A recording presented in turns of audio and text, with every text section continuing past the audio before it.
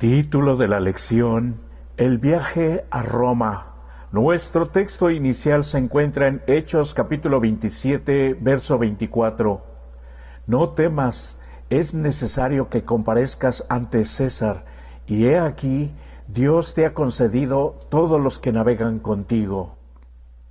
Hacía tiempo que Pablo deseaba visitar Roma, pero su arresto en Jerusalén cambió todo. Al ceder a la presión legalista de los líderes de la Iglesia de Jerusalén, terminó bajo custodia romana durante casi 5 años, incluido el tiempo que pasó en el viaje marítimo a Italia. Este cambio representó un duro golpe para sus planes misioneros. A pesar del revés, Jesús mismo prometió que el apóstol todavía daría testimonio de él en Roma. Incluso cuando le fallamos, Dios puede darnos otra oportunidad, aunque no siempre nos libra de las consecuencias de nuestros actos. Pablo fue llevado a Roma como prisionero y no hay evidencias bíblicas de que alguna vez haya ido a España como pensaba. Después de ser liberado de lo que se conoce como el primer encarcelamiento romano, Pablo fue arrestado nuevamente, esta vez para sufrir el martirio bajo Nerón en el año 67 de nuestra era. Sí, Pablo llegó a Roma y mientras esperaba en su prisión domiciliaria para ser juzgado ante el emperador, le hablaba sin tapujos, a pesar de sus cadenas, a todo el que se acercaba a él, incluyendo a figuras importantes de la casa del César. Después de aproximadamente 2 años de confinamiento en Cesarea, Pablo fue enviado a Roma. A juzgar por la primera persona del plural y la riqueza de detalles utilizados para describir el largo y turbulento viaje por mar a Italia, Lucas acompañaba a Pablo, al igual que otro cristiano llamado Aristarco. Otro personaje importante en la historia fue el centurión romano Julio, que tenía otros prisioneros a su cargo.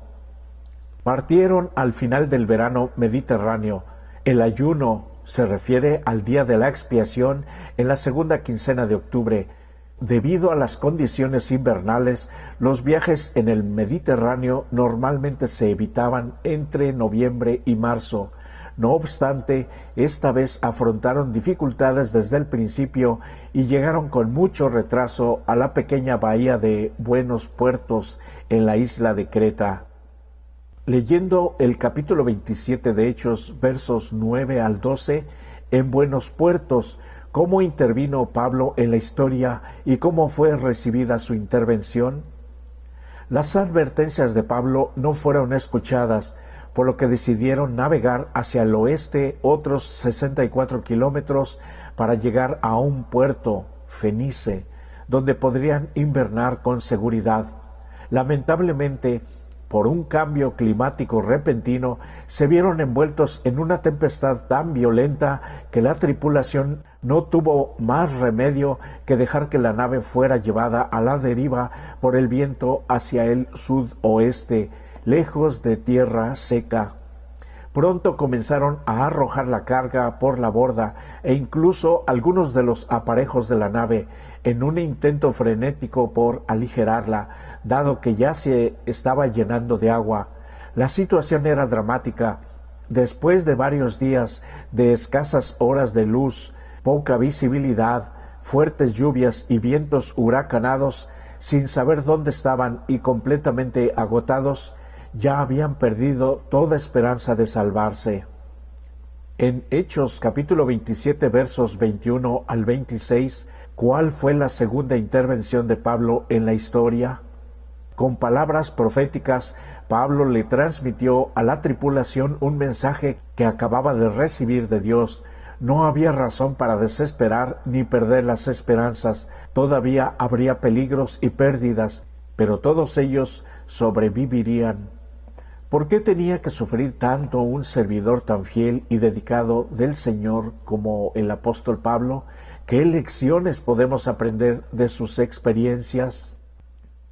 En su segunda intervención en la historia, Pablo les aseguró a todos los que estaban a bordo, 276 personas en total, que, aunque no todo saldría bien, no habría que lamentar víctimas, solo el barco se hundiría. 14 días después, las palabras del apóstol se cumplieron. Todavía bajo una terrible tormenta y con el barco completamente a la deriva, los marineros detectaron que había tierra seca, posiblemente porque podían oír el ruido de las rompientes.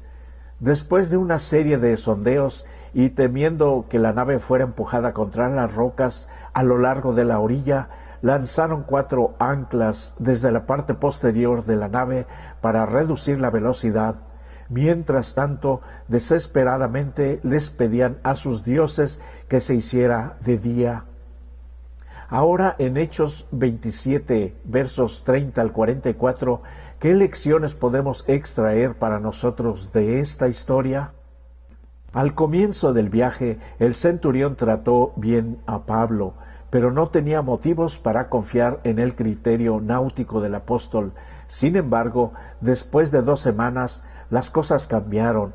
Pablo ya se había ganado el respeto del centurión con su intervención profética sobre el naufragio, que ahora convergía hacia su cumplimiento. Pablo instó a la gente de a bordo a que comiese, de lo contrario no tendrían fuerzas para nadar y llegar a tierra. La providencia divina no necesariamente nos exime de hacer lo que normalmente sería nuestro deber. En esta narración se mantiene un buen equilibrio entre la certeza de la protección de Dios y los esfuerzos de los actos involucrados para garantizarla. Al rayar el alba, los marineros avistaron tierra. Era una bahía con playa donde decidieron encallar la nave. Sin embargo, el barco nunca llegó a la playa. Chocó contra un banco de arena y terminó rompiéndose por la fuerza de las olas. Principalmente a causa de Pablo, el centurión frenó el plan de los soldados de matar a los prisioneros para evitar que escaparan. Al final, como Dios había prometido, no se perdió ni una sola vida. ¿Qué debería decirnos esto acerca del poder del testimonio de Pablo y de su carácter, que en el afán de conservar a Pablo con vida, se les prohibió a los soldados que mataran a algún prisionero? Recién al llegar a la orilla, los sobrevivientes supieron que se encontraban en Malta, una islita en medio del Mediterráneo, justo al sur de Sicilia. En las 2 semanas que habían estado a la deriva en el mar, a merced de la fuerza del viento, habían recorrido unos 764 kilómetros desde Buenos Puertos, Creta. Ahora tendrían que esperar los 3 meses invernales antes de seguir el viaje. Ahora en Hechos capítulo 28, versos 1 al 10, ¿qué le pasó a Pablo en la isla de Malta y cómo lo utilizó Dios? La gente de Malta era muy amistosa y hospitalaria, y lo primero que hizo por Pablo y su grupo, ya que todos estaban mojados y con frío, fue encender un fuego para calentarlos. La temperatura de Malta en esta época del año no superaba los 10 grados centígrados. El incidente de la serpiente atrajo la atención de la gente hacia Pablo. Al principio, los paganos locales pensaron que el hecho de que hubiera sido mordido era un acto de retribución divina. Creían que Pablo era un asesino que había logrado salvarse de morir ahogado, pero que aún así fue alcanzado por los dioses, o tal vez por la diosa griega Dike, la personificación de la justicia y la venganza. Como el apóstol no murió, fue aclamado como un dios, como había sucedido en Listra años atrás. Aunque Lucas no se detiene en el incidente, cabe esperar que Pablo haya aprovechado esta situación para dar testimonio del Dios al que servía. Publio era el procurador romano de Malta o simplemente un dignatario local que acogió a Pablo y a sus acompañantes durante 3 días hasta que encontraron un lugar más fijo para quedarse. De todas formas, la curación del padre de este hombre le dio a Pablo la oportunidad de participar en una especie de ministerio de curación entre los maltenses. El relato de Lucas no menciona que Pablo haya dejado a ningún converso ni ninguna congregación allí al partir de Malta. Esta omisión puede ser totalmente fortuita, pero ilustra el hecho de que nuestra misión en el mundo va más allá de los bautismos o de la plantación de iglesias. También implica preocupación por las personas y sus necesidades. Este es el aspecto práctico del Evangelio. Qué fascinante es que estos isleños ignorantes del Dios verdadero tuviesen un sentido de la justicia divina. ¿De dónde proviene esto, en definitiva? Ver Romanos capítulo 1 versos 18 al 20. Después de 3 meses en Malta, Pablo y sus compañeros finalmente pudieron continuar el viaje. Llegaron a Puteoli, la moderna Pozzuoli, en la bahía de Nápoles, desde donde viajarían a Roma por tierra. La noticia del arribo de Pablo llegó rápidamente a Roma, y desde allí un grupo de creyentes viajó varios kilómetros al sur para darle la bienvenida. Aunque nunca había estado en Roma, el apóstol tenía muchos amigos en la ciudad, colaboradores, conversos, parientes y muchos otros que le eran muy apreciados. La reunión en el foro de Apio debió de haber sido particularmente conmovedora, especialmente por causa del naufragio y del hecho de que Pablo ahora estaba preso. Como resultado de una demostración tan única de amor y cuidado por parte de sus queridos amigos, el apóstol le agradeció a Dios y se sintió profundamente animado cuando estaba a punto de enfrentar un juicio ante el emperador. En su informe oficial, Festo seguramente debió haber escrito que, de acuerdo con la ley romana, Pablo no era culpable de ningún crimen significativo. Esto probablemente explique por qué se le permitió alquilar una vivienda particular en vez de ser enviado a una prisión común o a un campamento militar, aunque, según la costumbre romana, estaba encadenado a un soldado todo el tiempo. El hecho de que Pablo viviera por cuenta propia implica que pudo continuar con su oficio. En Hechos capítulo 28, versos 17 al 22, ¿qué hizo Pablo? ¿No bien se asentó? Aunque Pablo no podía ir a la sinagoga podía ir a él. Así que, poco después de su arribo, siguiendo con su política de acercarse primero a los judíos, convocó a los dirigentes judíos locales para declarar su inocencia y explicarles, como lo había hecho antes, que había sido arrestado sin ninguna otra razón que la esperanza de Israel. Su intención no era tanto defenderse, sino crear una atmósfera de confianza que le permitiera predicar el Evangelio y demostrar que la resurrección de Jesús era el cumplimiento de la esperanza ancestral de Israel. Sorprendidos porque no habían recibido ninguna información de Jerusalén sobre Pablo, los judíos decidieron escucharlo. En Hechos capítulo 28, verso 22, ¿qué nos dice esto sobre la hostilidad contra los creyentes todavía en esta época? ¿Cómo podemos permanecer fieles incluso cuando los demás hablan en contra de nuestra fe? En un día establecido, los judíos acudieron en masa a escuchar la presentación del Evangelio por parte de Pablo. Leyendo Hechos 28, versos 24 al 31, ¿cuál fue el argumento de Pablo al citar a Isaías en este contexto? La cita de Isaías 6, versos 9 y 10, describe lo que sucede cuando las personas se niegan a aceptar el mensaje divino. Aunque algunos judíos creyeron, otros no, y así, debido a esta gran disputa, el apóstol no tuvo más remedio que enfocarse en los gentiles una vez más. Pablo tuvo que esperar 2 años para ser juzgado por el emperador. Mientras tanto, aunque limitado a su prisión domiciliaria, aún podía compartir el Evangelio sin obstáculos con quienes se acercaban a él. La última escena de Hechos enfatiza la victoria del Evangelio, ya que ninguna fuerza, ni judía ni romana, pudo detener su progreso. No queda claro por qué Lucas termina su libro a esta altura, ya que hay evidencias de que, debido a la fragilidad de los argumentos contra Pablo, fue liberado de este encarcelamiento, emprendió otro viaje misionero y nuevamente lo llevaron a Roma y lo ejecutaron. Quizá desde el punto de vista del propósito literario de Lucas, como el Evangelio se había predicado incluso en la lejana Roma, ya había alcanzado hasta lo último de la tierra. La paciencia y el gozo de Pablo, su ánimo y su fe durante su largo e injusto encarcelamiento eran un sermón continuo. Su espíritu, tan diferente del espíritu del mundo, testifica que moraba en él un poder superior al terrenal, y por su ejemplo los cristianos fueron motivados a defender con mayor energía la causa de cuyas labores públicas Pablo había sido retirado. De esa manera, las cadenas del apóstol fueron influyentes, a tal grado que cuando su poder y su utilidad parecían haber terminado, y cuando según todas las apariencias menos podía hacer, juntó gavillas para Cristo en campos de los cuales parecía totalmente excluido.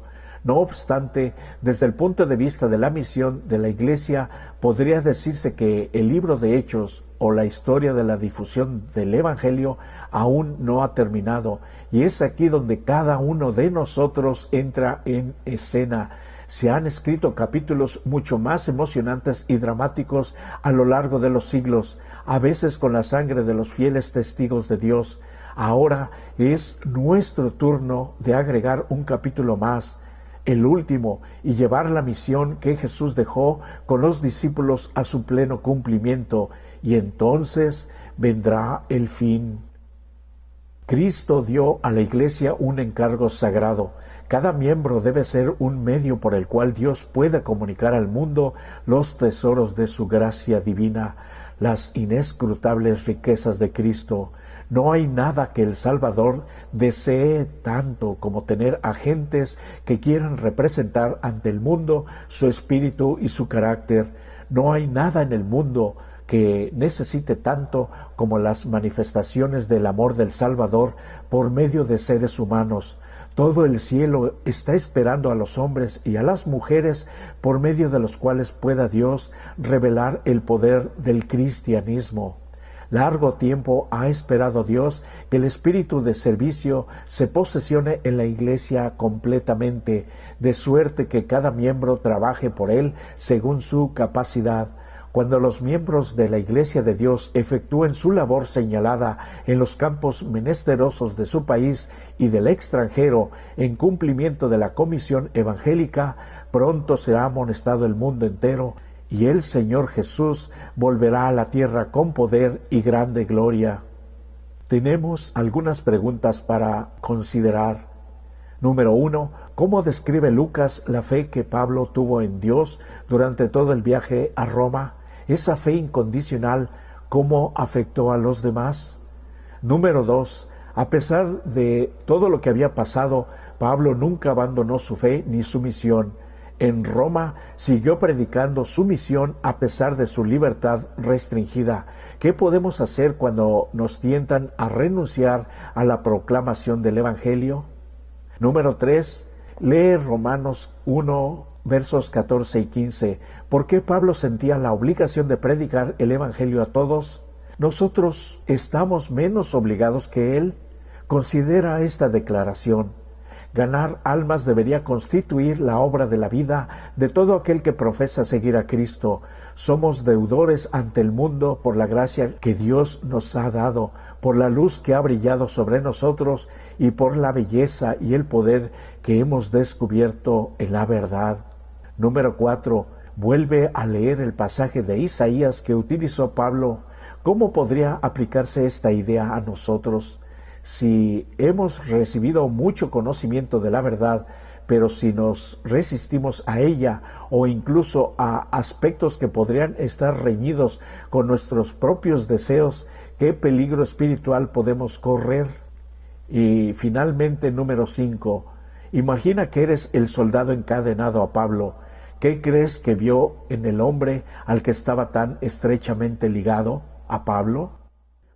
Todos tenemos la oportunidad, mientras vivimos, de cumplir la misión a la cual Dios nos ha llamado a través de Jesucristo. Hoy es un nuevo día de oportunidad para reconsiderar nuestro camino, el camino hacia Dios, a través de Jesucristo y su Santo Espíritu. Y es por eso que decimos que hoy es un nuevo día de oportunidad de acercarnos más y más al corazón de Jesús. Deseo de todo corazón que puedas cumplir la misión así como Pablo la terminó. No sabemos las vicisitudes que enfrentemos, pero una cosa es segura, que Dios estará con nosotros y al final de la vida, la corona de victoria por haber cumplido la misión en el nombre de Jesús.